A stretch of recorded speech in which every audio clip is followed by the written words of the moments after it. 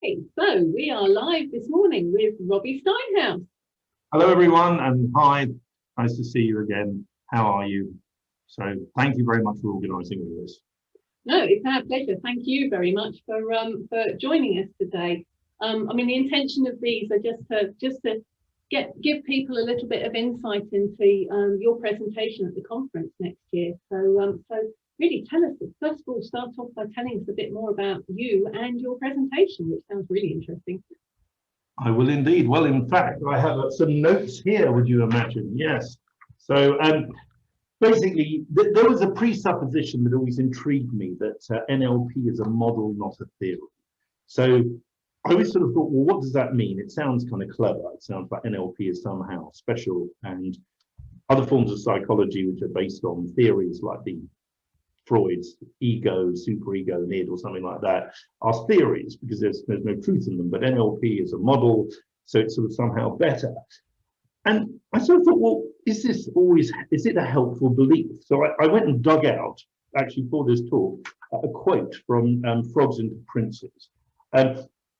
So this is from Richard Bandler, and he said, "That's how the TA, transactional analysis trainers and therapists, instruct themselves about how to organize another person's experience. None of my clients have a parent, child, and adult, except the ones that come from a TA therapist." And then they actually have them. So, I mean, there's a sort of cynicism there, but parts, I mean, you could also equally argue that, my clients never knew they had parts until they came and saw an NLP person. So I'm a natural mismatcher. So whenever Richard Bandler in his sort of early days would go on some rant, I sort of thought, well, it just doesn't seem true. I mean, it's just that it was almost like NLP is good and other forms of therapy are bad. And I wonder if that's somehow stuck into the culture of NLP a little bit. Is that fair? I think you're possibly right from that perspective. In terms of, sometimes when somebody undertakes NLP training, there becomes a certain level of omnipotence sometimes rather than empowerment. Well, I mean, I think it's also kind of, I'm just interested in psychology. I came to NLP late in life. I didn't know what NLP was until I was in my sort of mid-30s. And, when somebody told me to close, when I came across my first NLP kind of trainer, probably in my sort of, mid-late 30s, told me to close my eyes. I was like, I don't want to close my eyes. So, I'm definitely, I came to it late. And also, because of that, and partly, whatever, I do still feel a bit like the new kid on the block because, as you know, I'm teaching in Santa Cruz with Robert and Susie Smith and Judith Delosiu, and they've all become, become very friendly with them all. But I'm sort of like the young blood or something, and I'm almost 60. You know what I mean? How young? If I'm the young blood in the field, you know what I mean? There's something mildly absurd about this. But I mean, more seriously, if you take a look at sort of Robert's work, especially the modeling, his book on modeling genius, which is, there's 3 volumes of it. And his work on Freud in that is brilliant. It's very long. It's about 120 pages. He obviously has done a lot of research into Freud and what Freud did. So for me, I've always been just interested in psychology, and I'm not kind of, that's what I want to bring to my talk. I'll talk a little bit more about it. I don't know if you have any questions about it, or what am I going to do, or I don't know. Well, I know your presentation is entitled "Can Models and Theories Coexist?" So, I mean, it's really good to have a presentation that has a question because one presumes there's going to be an answer. Yeah, well, I mean, getting to a kind of famous business book by Peter Senge called The Fifth Discipline, a sort of well-known, he said one of the kind of qualities of leadership was the ability to hold contradictory models. And I think that's, for me, is sort of like, is it true that we have a parent or a superego? Well, I mean, surgically, you couldn't prove somebody has a superego or a parent. I mean, you'd be able to find it if you went looking for it. So in some senses, it's not true. It's a model. Yeah. But that model, if you can hold it with while you're doing your NLP work, I think it's useful. So I've got a few examples. Shall I give you a few examples? Oh, please do. obviously there'll be more in the talk, but it's also what could be away from. So, you know, over my years, I've seen the parts, visual squash, you know, negotiation, reframe, different schools call it different things, at two hands. And this guy came to see me, who was an executive. I was sort of coaching him, and he's described himself. He said, I said, well, tell me, what's the issue? He said, I'm like Superman. He started using his hands. He said, I wake up in the morning, I'm picked up by, you know, a Virgin Airways chauffeur, driven, you know, fly first class around the world and do deals, come home, put the kids to bed, cook dinner, and so on. And I can just achieve everything. I said, great. So why have you come to see me? He said, well, there's a part of me that wakes up crying. Mm. So I was like, okay. So I said, so how can I help you? He said, I'd like you to kill the part that wakes up. So, you know, all right, so I'm holding in my mind the model of transactional analysis as a kind of controlling parent, and in some senses, a child, adapted child, or also a natural child. So because I'm holding that model, and it seems so obvious, these are the sort of conflicting forces within him, I think my job in some sense is to try, if he was a salesman, to try to sell him on the benefits of this part that he wanted to kill. But so I was trying to think what would do it. So I said, well, how important is engagement that you have with your customers, that connection, that rapport? How important is that in your job? He said, essential. I couldn't live without it. And I said, and on these two parts, which part do your customers prefer? And he looked, this part. And gradually and slowly he began to acknowledge this part as possibly, you know, his magic beans. This part wasn't really. This part was trying to kill him, you know, until and it changed. It switched his life. You know, it was a kind of one session. Now, there's an example of just holding the two models together. Yeah. And you know, I'm guided by what? I'm guided by a sort of belief that the child, if you don't take care of the child, I think Eric Burns said, if you don't acknowledge the child always wins. Mm-hmm. So it's a good line, isn't it? It's an idea that, you know, if you think you can just, you know, repress the kind of more sensitive, more kind of needy part of yourself, it actually is far more powerful. This is the thing that people, again, in TA is very useful, is they see the child as sort of weak and whimsical or something. Actually, no, it's got a lot of power in it. And just because it's sulky and upset doesn't mean it's not powerful. And so this enriches my NLP. I don't see how, you know, I don't see why is it a bad thing to know this stuff? Should you not read about transactional analysis? Is it going to somehow taint you with some, you know, new theory on the psyche? And you know, at the same time, yeah, I don't know. I mean, I think it's holding that conflict. It's not necessarily true, but is it useful? Mm. And I think a more useful presupposition is from NLP is it's what works. Yeah. So at the end of this process, you know, this man was more in rapport with himself, and he told me that he didn't wake up crying anymore because he learned how to take care of himself, and he was more balanced. And obviously, as somebody hits a certain age, is the kind of classic point, that drive begins to what propelled you to success begins to start killing you, destroying you if you don't switch, because your body doesn't have the whatever the word is, the capacity. So that's one example.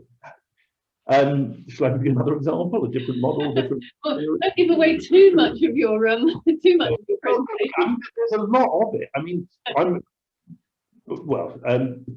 there's. Well, I mean, I will also do some demonstrations because I mean, I know that's, you know, that's one of the key parts of a conference is I know that people in NLP don't just want to be lectured for an hour and a half unless they have a go. They're not, you know, they haven't got whatever. So, I mean, I might take something like that, or I might take, say, something from, say, spiral dynamics, Ooh. Developmental psychology, another model, which is it true? I don't know. It's kind of Freud started one, and there's someone called Erik Erikson, not related to Milton, who came up with the idea of different ages, and then spiral dynamics, a bit of a kind of interesting model, influenced by Maslow, but again, moving forward into someone, you know, two guys basically who started, you know, learning. I mean, so I read a lot about spiral dynamics. I read the whole book called Spiral Dynamics. It was this thick. It kind of gave me a bit of a headache. I listened to various podcasts by by Cowan and Betts, the two founders of it. And you know, when I began to really understand, you know, the importance of it, it's called a psychosocial model. So it maps societal evolution onto psychic evolution, which is kind of interesting. So, you know, a bit of an intellectual, it's sort of fun. But again, there's an idea that they use the term mean, which originally came from Dawkins, this idea of a kind of gene, but a mean, a kind of concept that spreads and sticks. And here's an example of this. I was doing a training, I think an NLPU training somewhere in, I think it was China actually, something.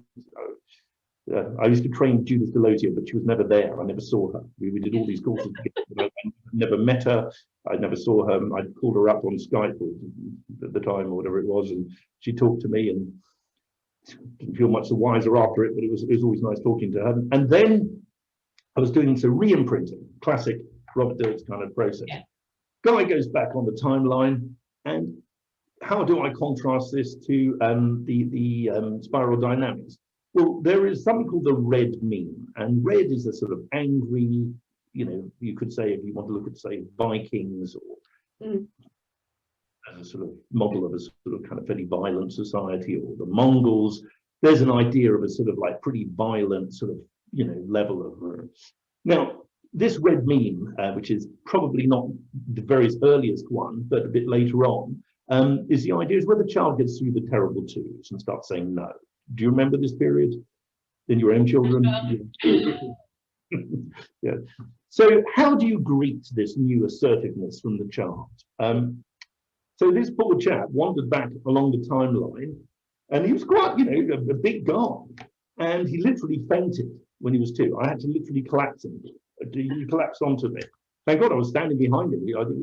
That could have been, you know, that would not been good. So be careful. Anyway, so he came off the timeline, and he told a story about climbing under the bed in terror, away from his mother, praying that his father would drive home from work. And then, yeah. So it was a sense that I have again in my mind, you know, how was the no, the assertiveness at that age greeted in the family? So when I think about the resources, you know, arguably the mother was probably quite good at asserting her needs, but wasn't maybe as compassionate as she could be. So that would be an interesting thing, understanding that that is a quality that he had now that his mother could use. Yeah. His father possibly wasn't assertive enough. So that was a quality that he had now that he could give to his dad.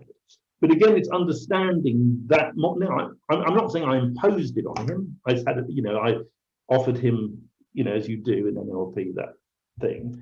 But it's that kind of thing that I'm running with a model saying, okay, is this true? Now, it may not be, you know, obviously I can't, you know, you have, I believe in the kind of client-led approach, but having an idea of what is it likely if you're at 2 years old and you're trying to be 2, 3, trying to assert yourself, and it's not greeted well, the whole principle about developmental psychology is understanding these stages. Yeah.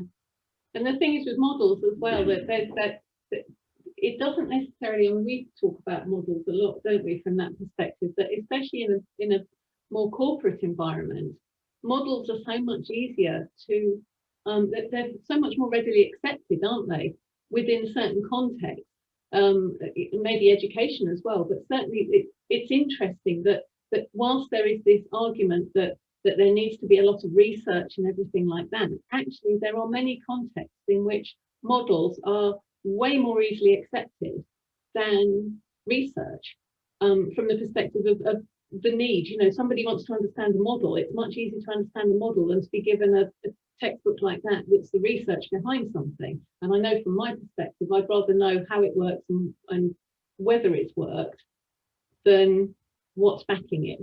Well, part of what we talk about is the BCG matrix for consultants to look at the manufacturing businesses, and it's still one of the most used models in business consulting today. And actually, the academic backing to it is very, very thin. There is none. Someone came up with it in the 1930s, effectively, and it's adapted like a mathematical equation to different businesses to suit the needs. So the model itself is probably less true the practicality of it is adaptable depending on the person who's doing the adaptation, as well as the person receiving the model, to understand how that concept delivers what they're looking for. Absolutely. And I think that, and that's it in a way, a model is made up by someone, it's not a truth. Someone at some point made up something and put it into a model, but it's so much how you use that to communicate principles or ideas, which are, often timeless. And when someone can kind of see it in a kind of cohesive way, it almost doesn't matter what model it is. Yeah. That's a sort of, there was some research by this guy when I was writing my book on coaching, called Dahan, and he was at Ashridge, and he wrote a book about coaching, and basically said that it doesn't really matter what model the therapist used or the coach, as long as they believed it worked and they had rapport with the with the client. Then you could use any model you like. And I mean, you can see that. You can use your hands, or you could use this, or you could use that. And that slightly undermines NLP, but it does also have that, remember there's that famous story in NLP about intention, relationship, ritual. I don't know if you've come across this one. I mean, it's a kind of famous one from John Grinder, but it was an idea of that this was a shamanic healer said that once you have an intention to heal and you have the right relationship, then all the rest of it is some kind of ritual. So that takes away from this kind of obsession with models that, in a way you can learn all sorts of different models. And one model is not necessarily better than another. It's just simply a case of kind of understanding it. Once you believe it, then, you can use it as a prism. But there are dangers of becoming like some kind of model, what would you call it? Fanatic or something. Or NLP fanatic, hence the idea that, look outside of NLP. I mean, existential psychology, that's not even a word, isn't it? That's a new one. Therapy is another sort of area that I'd like to cover, talk about, Robert's logical levels, vision and mission and all this. So much of that is kind of can be influenced from literature before Freud. Going back, I mean, I just feel that it's just good to have a kind of richer basis. At the end of the day, some kind of richer basis, richer models. The world is plentiful. I find them interesting, but they seem to match well in NLP. So I try and always bring them together, TA and developmental psychology. I don't know how much more time we have. We're supposed to do questions. We have as much time as we want. I know you've got other things to move on to. So I mean, just you've already talked quite a lot about what delegates are going to take away from your session. And we were talking briefly before we we came onto live Facebook about the differences with the virtual session, and obviously the conference next year is going to be virtual. So how are you planning to add value to delegates within a virtual environment? Sure, that was kind of an interesting kind of discussion, because I was saying that from my experience, my children are a lot older, so they're not, it's not a case of having to sort of teach them at home, but from my various friends of, doing home teaching and stuff, it sounds like on the whole, it's pretty poor, that people don't know how to do it. They just basically do the same thing, but in front of Zoom, if you found school boring, you're going to find Zoom school super boring because you're sort of, I mean, my sister has a young child, sort of has to sit there and make sure she keeps falling asleep on the couch listening to it. So I think one of the things that NLPU has been doing for quite a few years was an assumption of this, the idea from America of flipping the classroom, which is kind of quite an old idea. I mean, not that old, so about 10, 15 years. But with the advent of podcasts and the internet and so forth, it's the idea of how is this going to be different? And what I've done is I've invested in a lot of e-learning programs. So I've put something to do during lockdown. I've put together e-learning programs, but also blended learning. So somebody can listen to all the lectures and all the rest of it and read the manual and whatever, so that then when they arrive at the class, they can ask questions. Now, there is a truth that not everyone has necessarily watched all the videos or read all the manuals. So what do you do in that case? I think that, there still needs maybe a little bit of framing, but even for people, if you just start off like, hello, everyone, let's do the meta mirror. The idea is that 3 perceptual positions, you explain them very briefly, and then boom, straight into a demo. It makes sense. You don't need to spend an hour and a half explaining perceptual positions or something. If somebody wants to watch the video, they could watch it afterwards. I mean, I do prefer them to watch it before. They can't pass, by the way, until they've watched it. So that's a nice thing about the e-learning. They're not going to get their certificate until they've actually gone through, and through the e-learning system. But that meant that immediately it's only demonstrations and Q&A. That's it, nothing else.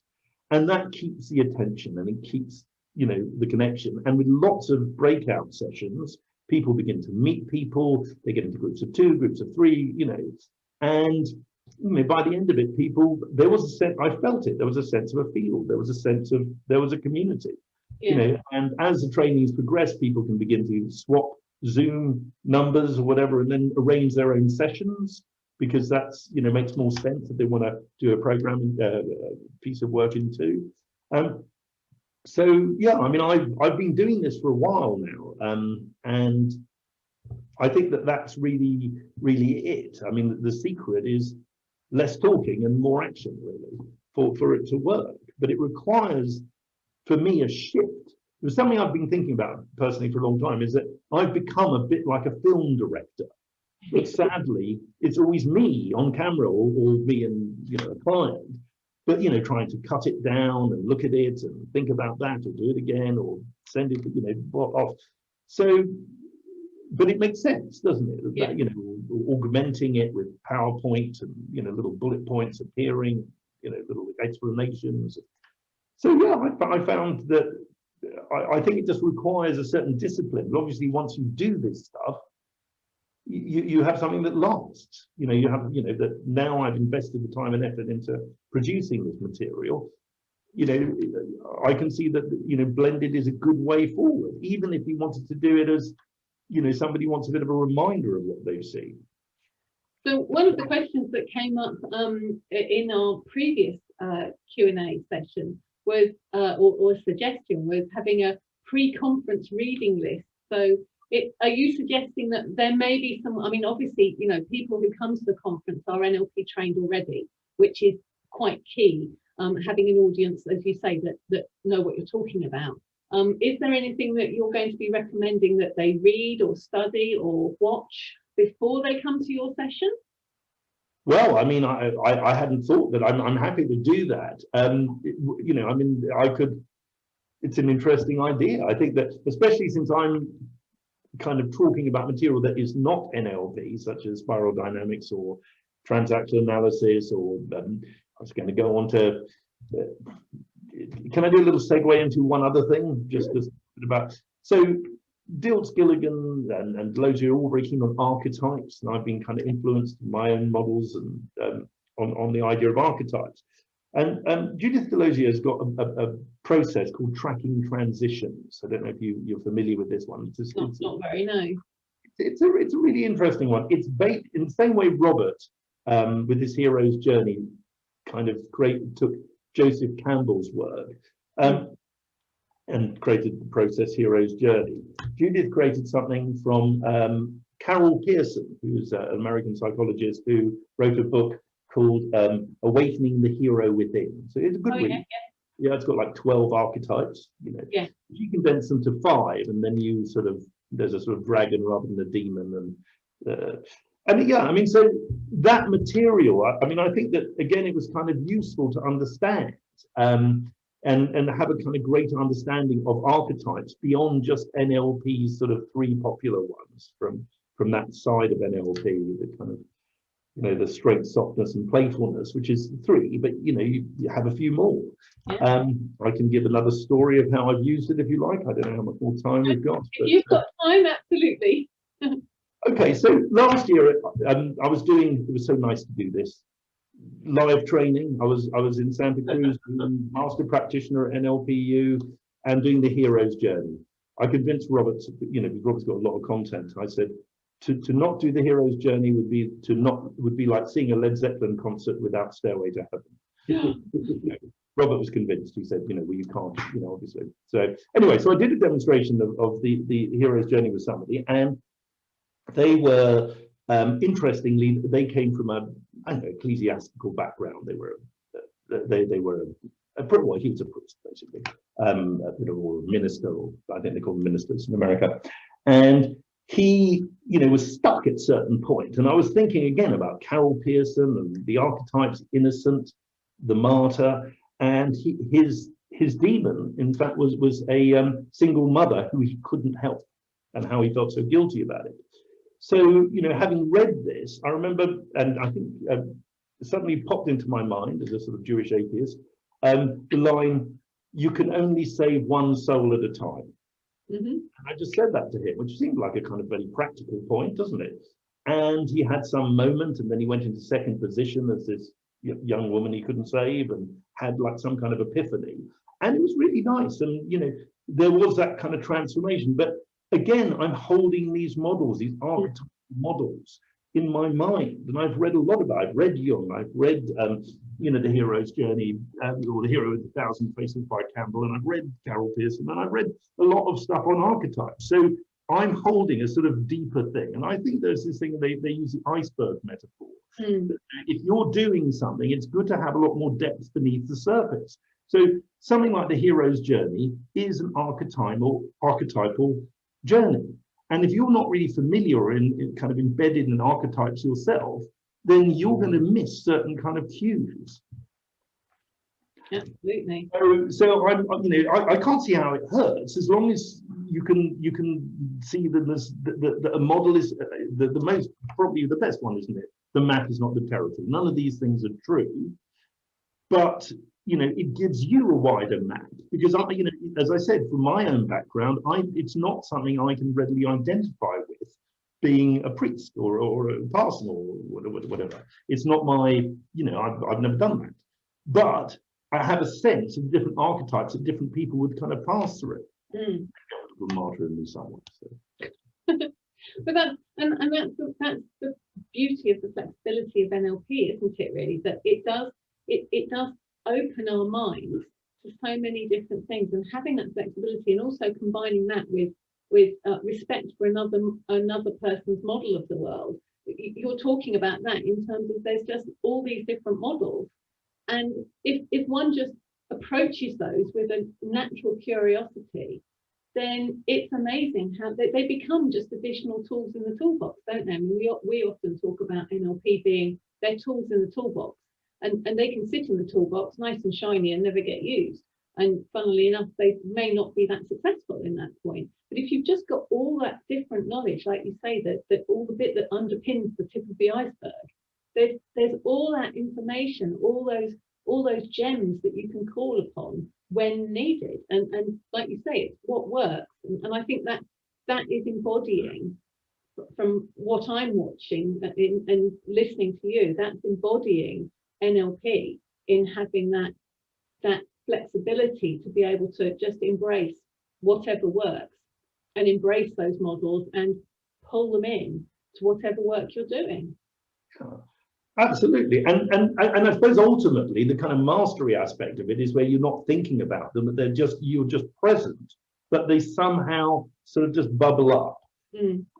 But if you somehow have a belief that you're not allowed to read this material, or it's wrong, I don't see that as a helpful belief. I mean, I suppose my big kind of contribution in some senses towards the field, I suppose, is this combination of transactional analysis with NLP. I'm a big fan of Eric Berne. I mean, apart from anything, he's actually a good writer. Very few psychology books are easy to read. Would you agree? Yeah. I don't know, most of the books you read is sort of like drift off. He was a bit of an unusual person, and some of his ideas are maybe a little out of date or whatever. But that idea of the life script, which again, I think another Eric Berne quote that he said, "The Hero with a Thousand Faces is the definitive book about life scripts." Right. And again, the sense is, what is somebody's script? What is, what role are they playing in life?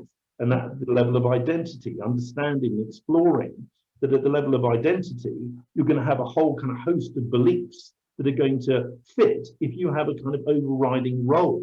So it's a way of, identity is also a way of kind of collecting your beliefs and values almost into a kind of bucket, which you could say is a role, or a sense of a role to play in life. And often it's more of an archetypal role, which is, I think, again, interesting. So I don't know. I find all this stuff interesting. I mean, but hopefully practical too.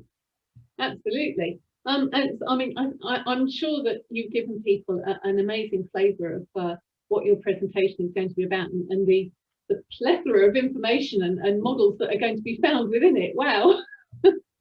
I will mention it's only 90 minutes.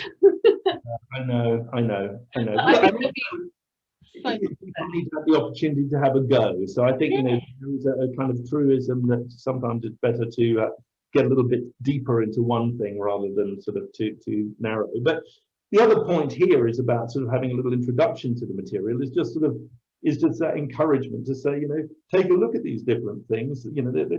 They're interesting. Absolutely. And it's just piquing curiosity, isn't it? That's what it's about. So, I mean, I'm going to be a cheeky question. You presented at the conference before. You've been to the conference many times. So what does, and I know we're going to be virtual next year, which is a change for all of us, an interesting change for all of us. But what does the NLP conference mean to you?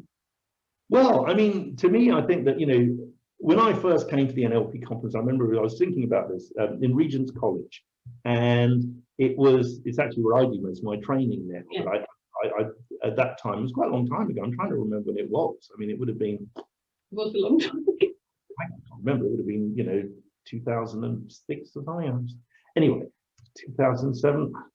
I'd say I'm a little bit unclear. I can't really remember exactly. I suppose if I looked it up, but I remember going and seeing people who I, hadn't met before. Like I met Shelley Rose Sharma, and since then we've become friends. And she calls me her evil twin. So it's kind of nice. I don't know why I'm her evil twin. I am also originally from Canada. Oh, right. Okay. My parents are Canadian, so that's, I don't know. And we supposedly have a sense of humour, which is. And various other people like Wyatt, or just interesting. And I've listened to a podcast of Ken Wilber talking to Wyatt about spiral dynamics. Yeah. Wyatt, a big fan of spiral dynamics. So so it's sort of nice to meet those people, some of the people who I'd sort of read about or whatever, and was curious to get to know them. And also I've seen people sort of progress through the years. So someone like Steve Payne, I don't know if you're familiar with Steve, but he came up to me in the conference and he'd already done a little bit of training with me. He came along and presented the meta model for me one year. And he came up to me at the conference and said, the first NLP book I ever read was your book. And I was like, wow, that's my, I sort of thought, so I'm no longer the new kid on the block in a way. And to me, it's just the wider point is it's a wonderful opportunity to meet people as they evolve through the process at different ages, at different discovery levels and connection. I don't believe in sort of some sort of hierarchy as a person. I don't like that. So it's a great way to meet people of all sorts of different kind of things and persuasion. It's like the community. For me, it's a community of NLP around the world who kind of come together. And thanks so much for you as well, because you really help break down the kind of partisan qualities in NLP. So all shades and all kind of whatever of people are there. And you almost feel it's a bit like a kind of political conference, where behind the scenes, actually, it's often the people, the arguments are often not between opposing parties, but within the same parties or whatever, who knows, So it's just nice. It's an opportunity to get together with everyone. And, to me, it has a warm place in my heart. And I think you've also really encouraged like some new people to come into the area. So it's not just, I don't know, I suppose I'm probably moving into the old fart territory. Maybe, well, but yes, seeing say Rita coming along this year and stuff, and I see, Rita did her trainer training, so I've sort of seen her develop and grow and stuff, and you very much encourage that new blood, which I think is great. And also just that sense of, I don't know, the values of ANLP also sort of somehow, that inclusiveness is so nice. So it's a place that I thank you very much for doing it and taking it over. It really is, immensely important piece of work, and I know it's not an easy thing for you to do. So I'm genuinely grateful for you doing so. Thank you, Robbie. I must admit, we enjoy this. But there are some aspects of what we do that can be a tad challenging on occasions. And the conference it broke our hearts when we had to cancel, postpone it this year, because it is that sense of community. And yes, actually leading up to those 3 days, those 3 days are non-stop. And I was saying to Robert last week, the excitement for us with the virtual conference.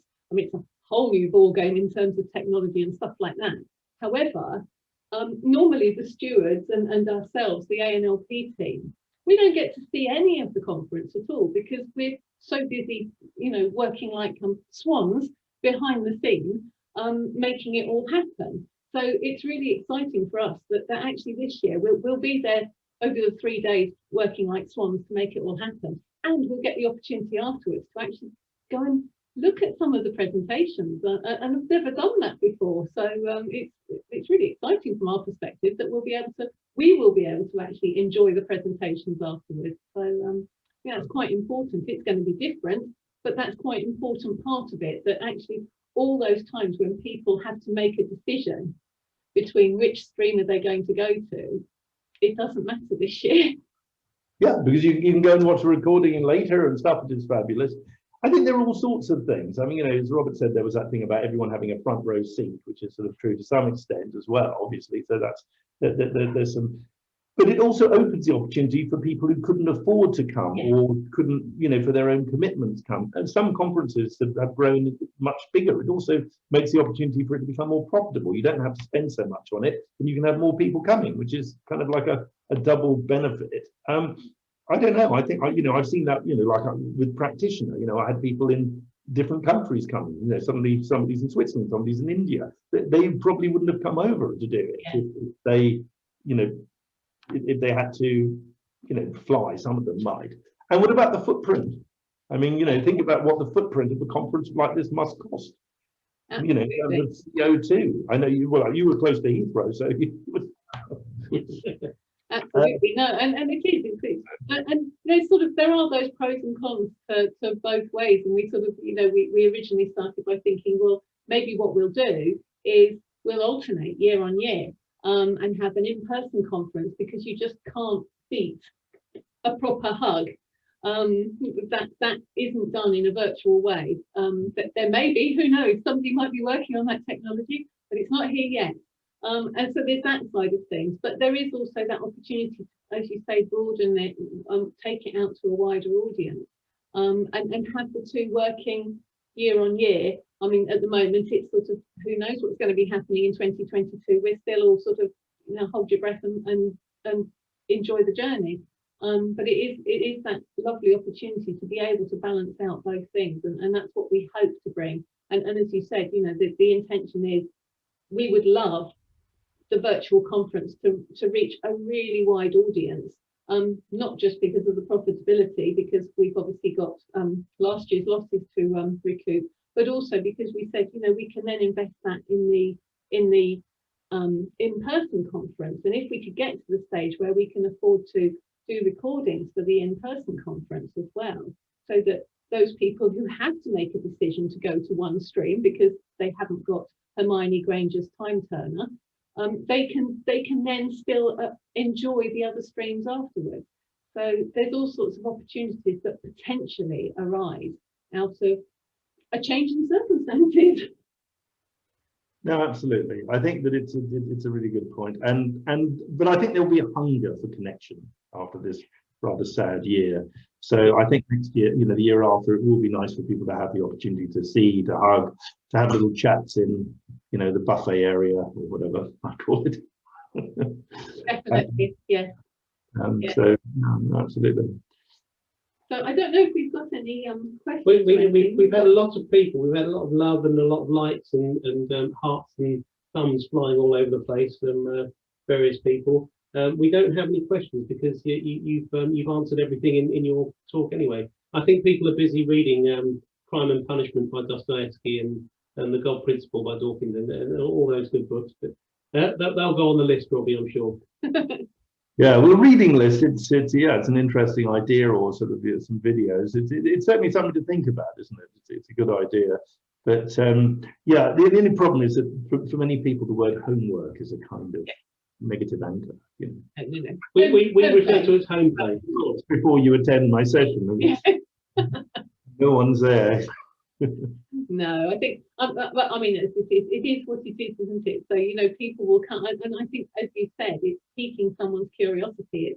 It's being able to come to your session and then think, oh, I really want to go and read more about transactional analysis or spiral dynamics. It's that, I remember one of the, at Regent's College, I think it was, many moons ago, one of the presentations that I went to at the conference was spiral dynamics, and it just piqued that whole interest and took me off on another tangent somewhere, which I'm very good at going off on tangents. But that's the purpose of it. It's about raising curiosity, raising awareness, just being open to what else is out there. And it sounds to me like your session is very much going to do that. So I really ought to just mention that if you do want to see Robbie in action, he is presenting at the conference on the 15th of May next year at 8 a.m, which is 8 a.m. BST, because we'll be in summertime by then.